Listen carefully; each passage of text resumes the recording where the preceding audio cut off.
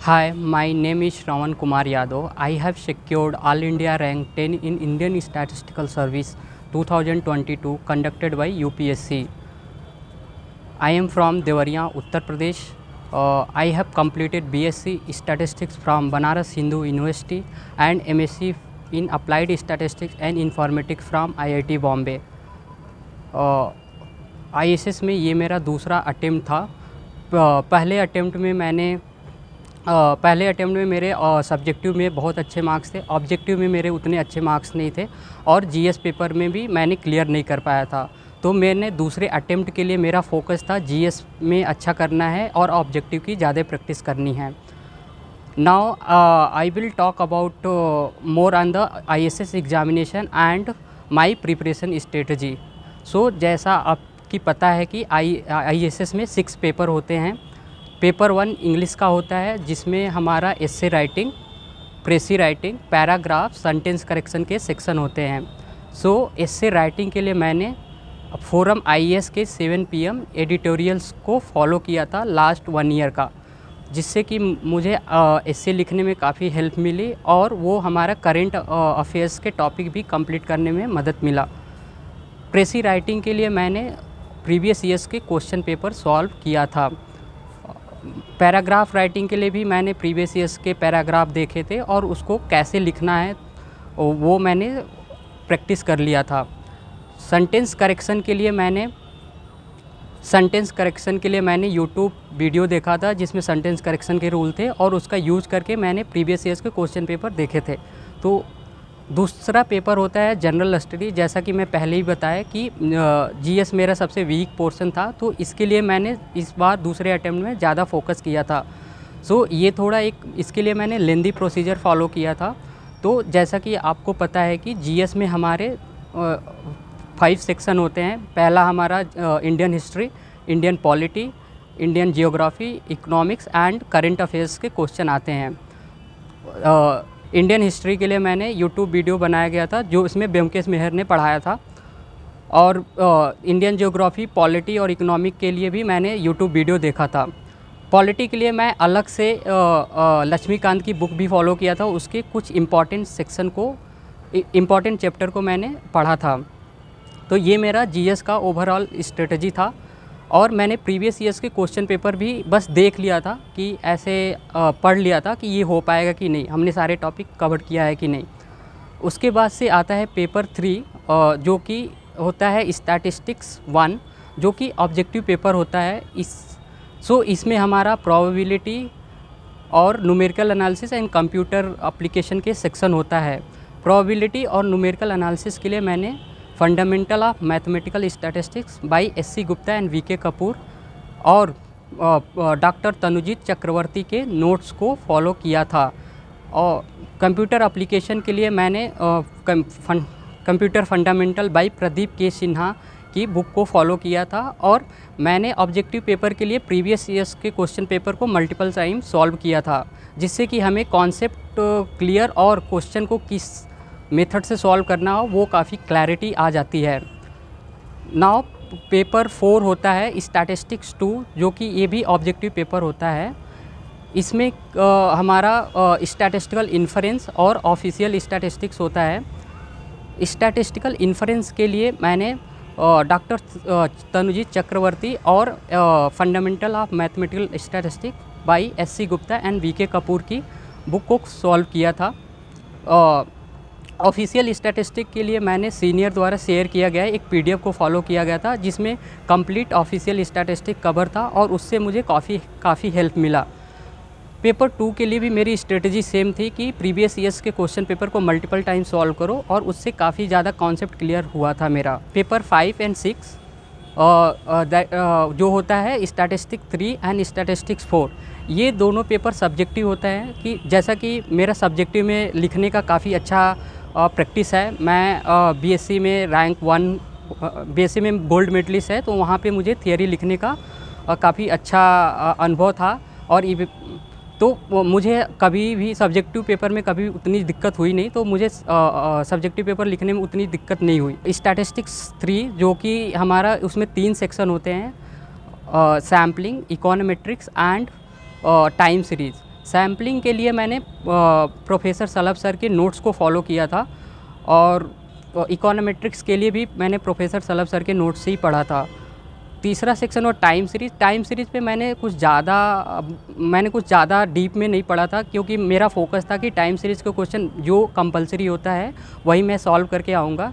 तो उसके लिए मैंने तनुजीत सर के नोट्स और applied statistics by S C Gupta and VK Kapoor में टाइम सीरीज़ के चैप्टर को पढ़ा था अच्छे से। तो ये मेरा पेपर 3 का स्ट्रेटजी था।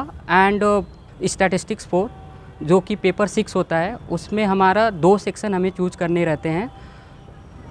उसमें मैंने पहला सेक्शन चूज़ किया था मल्टीवेरिएट, एंड दूसरा सेक्शन मैंने चूज़ किया था demography and vital statistics. Multivariate के लिए मैंने एंडरसन की बुक को फॉलो किया था और उसके एग्जाम्पल की प्रैक्टिस किया था। इसमें मैंने न्यूमेरिकल्स का प्रीवियस ईयर्स के न्यूमेरिकल्स को पहले ही घर पे अच्छे से कैलकुलेटर पे प्रैक्टिस करके गया था कि कैसे सॉल्व करना है। जैसे वहाँ पे मैट्रिक्स के कैलकुलेशन आते हैं, आइजन वैल्यू निकालने हैं, तो उसका पहले से अगर हम प्रैक्टिस करके जाएं तो वो एग्ज़ाम में हमें वो दिक्कत नहीं आती है और काफ़ी टाइम बच जाता है, क्योंकि हमारा क्लियर रहता है कि क्या क्या कैलकुलेशन करना है।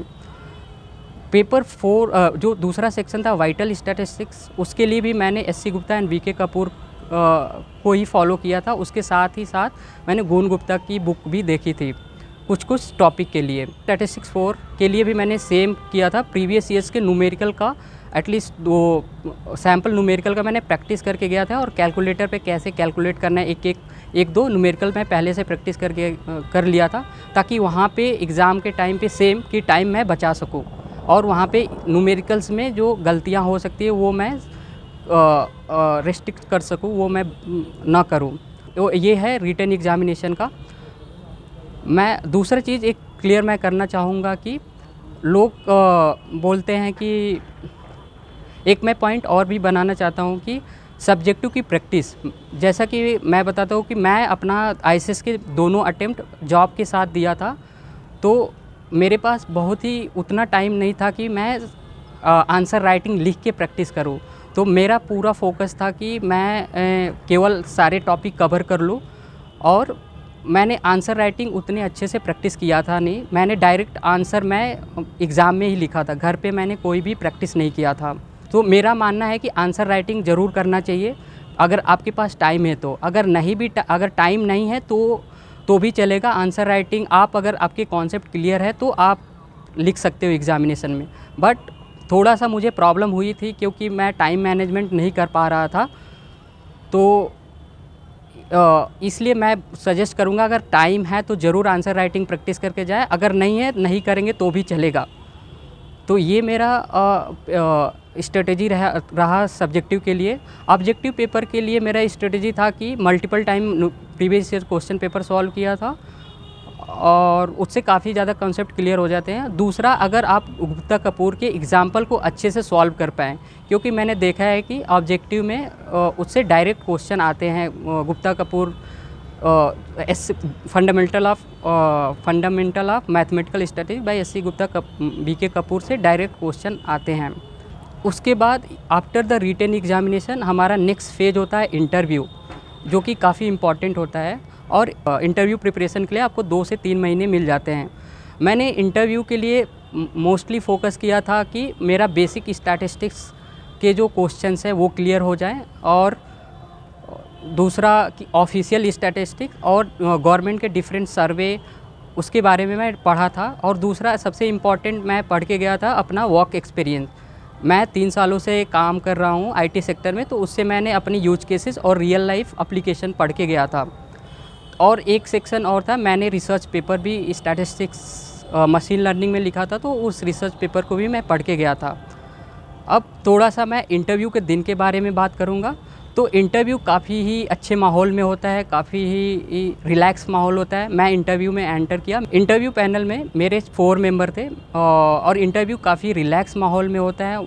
मैंने एंटर किया और चेयरपर्सन ने मुझे बोला कि आप रिलैक्स फील करो, don't think that I am going to take your interview, it's which kind of discussion, we are going to learn something from you.